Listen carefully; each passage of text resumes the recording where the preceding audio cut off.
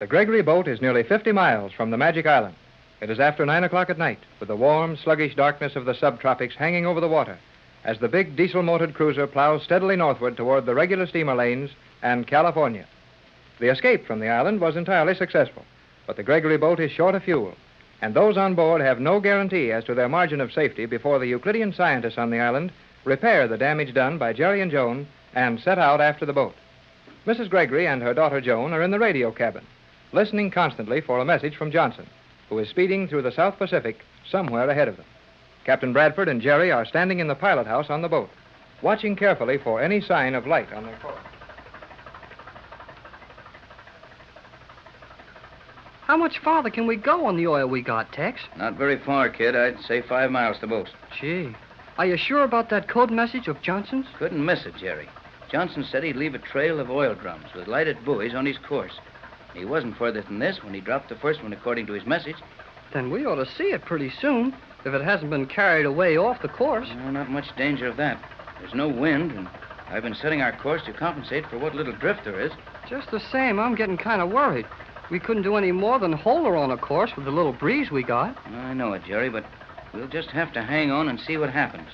Then if we do run out and haven't picked up the drum, we'll simply have to radio Johnson and ask him to turn that boat around and come after us. But his boat's on a scheduled run, and they've lost a lot of time over us already. Yeah, true, but they'll come back if they have to. Of course, it's better for us if they don't, as Johnson is getting nearer a regular steamer lane all the time.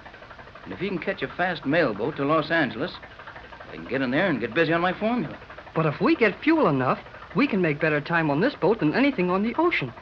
Why wouldn't it be better for them to wait for us and load us with fuel, then let us tear on into Los Angeles? Well, you see, Jerry, well, I didn't want to alarm Pat and Joan with this, but Johnson's playing smart in more ways than one.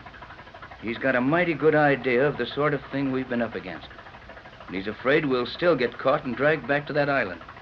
And if that happens, he wants to be free to go on into Los Angeles, get that formula compounded, come back to do a real job of wiping out that island. Oh, gee. Do you think there's any real danger of us getting caught before we get far enough away from the Magic Island? Yes, Jerry, I do. We saw enough things there to warn us that almost anything is possible where G47 and his men are concerned. Yeah, I guess that's right, all right. Maybe even Johnson hasn't got as much chance of getting away as he thinks he has. Why not? Well, we had the Euclideans thinking Johnson was on board this boat, but in the last hour we've been sending messages to him, and G47 will know where Johnson is. No, not exactly, he won't. You notice that Johnson refuses to even tell us what his position is. Though the instruments on the island would register his exact course from the island, I don't think they could even guess how far he may be along that course. They don't know the power of the set he's using. Oh, golly, Tex, this is the most mixed-up thing I ever heard of. Captain. Yes, Skipper, what is it? Light. Gee, Tex, a light. Let's go see what it's all about. Where away, Skipper? Starboard. Off the beam? Aye. Hey, I don't see anything out there. Oh, wait a minute now, wait. I do. Yes, that's it. Signal the engine room for half speed. Throw that wheel hard over. That's a lighted buoy on an oil drum we've got to pick up. Aye. Hey, Tex, where you going? Into the cabin. Come on, kid, we'll do a little figuring.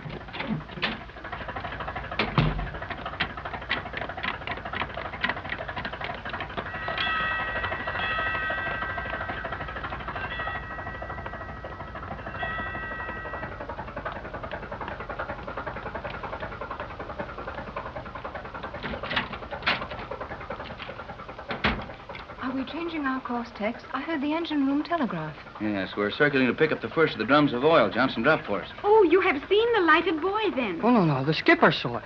You know, that old guy may not talk much, but he navigates with his eyes open. You're right, Jerry. That's why the skipper is so valuable. Now we've got to do a little scout practice on the chart here and see why that buoy should be so far off our course. Hey, the motors have stopped. We must be getting ready to pick up that oil drum. Sounded to me more like we've run out of fuel. Yes, that's about it. Run out on deck, will you, Jerry, and help McLeod and the skipper haul that drum aboard? You may have to rig up a little canvas, too, to reach it if the fuel's going. Aye, aye, Cap. Come on, Joan. Oh, may I, Mother? Of course, dear. Stop in my cabin and put on a heavy sweater, though.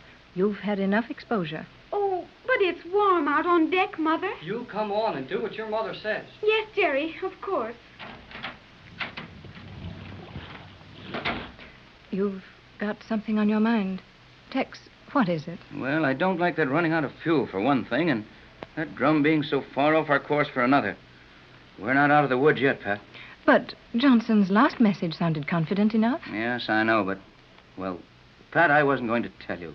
Yes, Tex? And I told Jerry not to discuss it in front of you, but things lack a whole lot of being perfect for our getting away safely. I know there's a certain element of danger, Tex, but after what we've been through on that island... Exactly, dear. After what we've been through on that island, we don't want any more of it.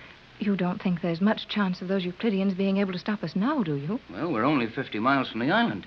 If those chemists wake up while we're within striking distance, or if the remaining guards can manage to get that submerged island drained out and raised, well, they're coming after us.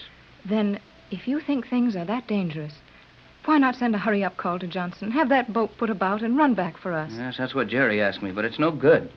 Johnson is taking chances on our picking up barely enough fuel from these buoys. And for all we know, he hasn't enough large drums aboard to dump sufficient oil out for us.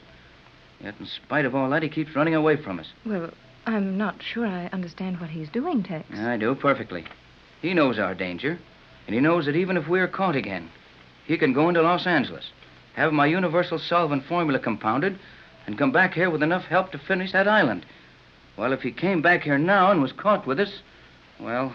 Yes, I understand. Sorry, Pat, but it's about the way it looks to me. Listen. Sounded like the winch started. Yes. They must be getting ready to pick up the oil drum. Guess we had speed enough to carry us around to that buoy. They couldn't have rigged a sail and made it in this time. Jerry is helping the skipper and Mr. McLeod take a drum of oil aboard, Captain Bradford. We thought that was what the noise was, Joan. Yes, dear. But how did we get to it so quickly? The buoy was not as far off our course as it appeared to be. The light on it was very small and dim. It was actually not more than 100 yards away when the skipper sighted it. It relieves my mind about more than the oil. You mean about being off your course? Yes, at least we know we haven't forgotten how to navigate.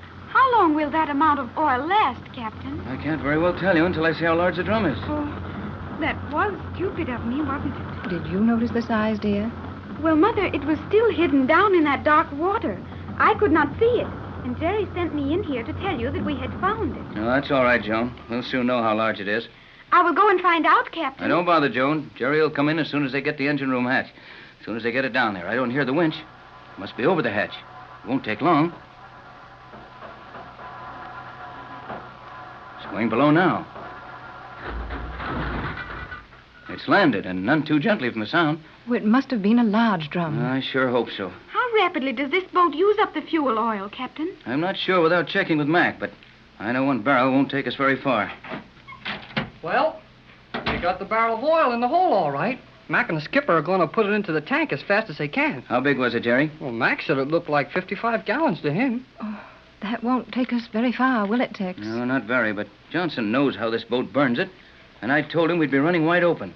So he should drop those things overboard for us pretty often. Do you think it will take us long to start the boat again, Captain? Why, getting nervous, Joan? Yes, I am. We are so near that awful Euclidia, and they have so many powerful things with which to reach us. Oh, but most of those guys are asleep. And the ones that aren't are busy trying to raise that island after you and I flooded the lower levels. You can't be sure how long that gas from your formula will keep them asleep, will you, Tex? No, that would depend on the quantity of it they mixed up. The size of the room, and how soon they were given fresh air. Oh, a lot of things. But it should last for several more hours. And then there is the possibility of raising the island and using the submarines to chase us, or even the airplanes. None of the aviation engineers were in the gas-filled chamber. They would all be free to set out after us the moment the surface of the island cleared the water. Oh, you can all think of the nicest things. Now, why not quit hanging crepe and agree that we're away from the island? That's something. And we've got some more fuel. That's something else. It's not going to help things to sit around here with long faces and feel sorry for ourselves. You're right, Jerry. But after all, Joan knows all about the island. And 50 miles or 100 miles doesn't guarantee us much safety. Well, let's quit worrying about it for the time anyway. Any minute now, the motors will start. We'll have their husky roar anyway to help us out. Yes, Skipper? Captain. Come in, Skipper. Got the oil in the tanks yet? No. Why not? Trouble? Aye. Serious? Bad. Right with you, Skipper. Shove off. You three stay here till I get back. Yes, Tex, we will. Gee, I wonder what's up now. Well, probably they can't get the oil drum open. I've seen that happen time and time before. But surely there is some way. Well, if there is, Tex will find it. I know those things can be dangerous, though. In what way can they be dangerous, Jerry? Well, there's no telling how much gas there is in one, especially if the oil doesn't fill it tight. And if you're not careful with wrenches and hammers, sometimes a spark will blow one up. I think Tex has handled several of them. We haven't much to worry about, though our time is awfully precious right now. It's funny we don't hear them working on it. I'm going to... Oh, no, Jerry. Stay here. You know the captain said for us to stay here in the cabin. But golly whiskers. I think you should stay, Jerry. For some reason, Tex wanted you to, and his reasons are usually very good ones. Oh, okay, Mrs. Bradford, I'm sorry. But, well, I don't like to just sit here and do nothing. I'm getting the jitters. I, too, have the jitters, Jerry. Oh, what was it, Tex? Couldn't they get the oil drum open? Captain Bradford, your face, it looks like a thundercloud. Tex. Oh, shut that door and come in here. Now, tell us quickly, what's the matter? That oil drum. He got it open all right. Yes, and then what? But we'll never run those motors on that oil. Was it not the right kind of oil, Captain? It wasn't oil at all. It was turpentine. Turpentine? Oh, Tex. Then we can't move. No, we can't move. And we've gone just as far from that